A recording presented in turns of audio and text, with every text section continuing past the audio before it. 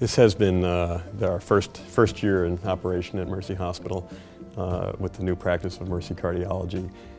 We're a 4-physician group. We are physicians that came from different practices in the community. And when Mercy announced that they wanted to have their own cardiology practice, I was very interested in this opportunity to be involved in that. Cardiology is such a core service line for hospitals. There's certainly plenty of patients who have cardiovascular disease that we take care of, but also in supporting and backing up the emergency department and Mercy's express care departments and the primary care practices. It's been very nice for them to have a cardiology service in-house that they can utilize. We've all been in practice for a while.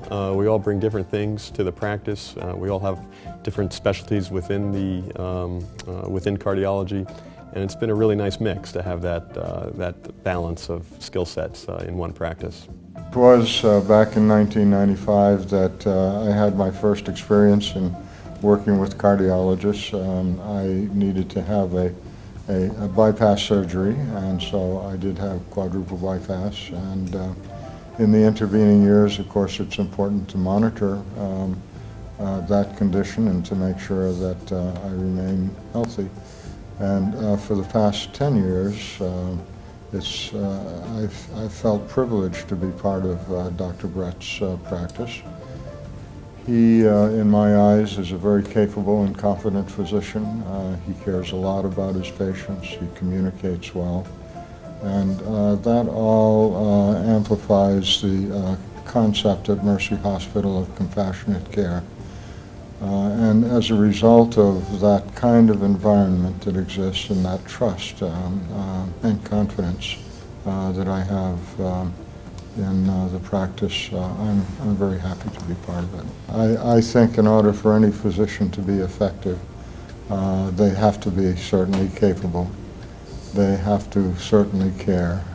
They certainly have to be able to communicate with their patients. And when that happens, you have not a good doctor, you have an excellent doctor. And I have an excellent doctor. And it helps to have great patients. You know, Nelson, like a lot of our patients, has had a complex history of cardiac issues that need to be kept track of. And it's a team effort. It's not just the physician, it's the staff in the office, it's the technicians who do the echocardiograms and the electrocardiograms and the stress tests. All those people need to be as interested in doing good patient care as a physician to make it a positive experience for the patient. I can sort of give you an example of how that all plays out. A year ago, I had a TIA, which is sort of a minor stroke, a mini kind of stroke. And it was the result of my heart having gone into atrial fibrillation, and it happened in New York. When I was taken to the hospital and sort of became more aware again of my surroundings, the cardiologist who was working with me proposed a course of action, and my immediate and first response was, before we do that, I'd like to have you call my cardiologist in Maine, Craig Brett, and confer with him, and I'd like to hear what he has to say. And I believe that happened, didn't it? I really appreciate that you did that, and that led to some communication with the physicians that were taking care of Nelson in New York, and then the continuity of management when Nelson came back to Maine. And I think that ability to communicate and Nelson's trust in myself and in our practice to do a good job for him led to those communications that ultimately leads to a good outcome. The Mercy administration did a great job when they created this practice. They've been very supportive with the infrastructure that we need, from beautifully refurbished space up on the 5th floor of the State Street building to really the best echo equipment one can purchase in today's world. We have cath labs that are as good as any cath lab you can find in the United States. We really have the right equipment, and you need that just to kind of be in the game, to be a high quality practice, and then it's the things in addition to that that really make a difference. We do have those things. I have a great deal of respect and a great deal of love for the Sisters of Mercy. They provided me with my elementary school education, the basic foundation upon which everything else that I've done has been built, and that foundation included not only the teaching of academic skills, but it also included moral and spiritual values. And as over the years, as I've grown into adulthood, I've had an opportunity to work with the sisters. It was sort of my way of paying back, if you will, the many things that they did for me. I served, for example, for 9 years on the Board of Overseers at St. Joseph's College and chaired that group for 3 of those years. And always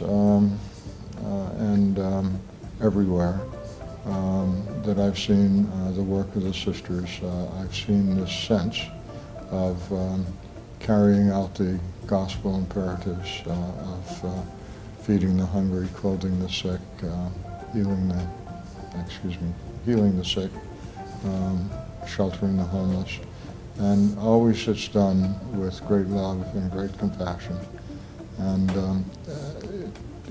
you know, when I step into Mercy Hospital, and on a recent occasion when I went in for a heart procedure, that sense of really caring was very, very obvious. And I look too at the governance of Mercy Hospital, and one of the things that I think is the sisters have done to be sure that their mission is carried out in a strong fashion is created the position of Vice President for Mission Effectiveness. And that sets up a process whereby all programs and all activities are reviewed to make sure that they reflect the things that the Sisters of Mercy have stood for. So it is more than just a slick phrase when you talk about compassionate care at Mercy Hospital. It is a living experience that is very evident to anybody who's a patient there. I see that every day. I think it's modeled from the top down, and I think again it attracts people who work at Mercy and who practice at Mercy who have those characteristics and who want to work in an environment like that.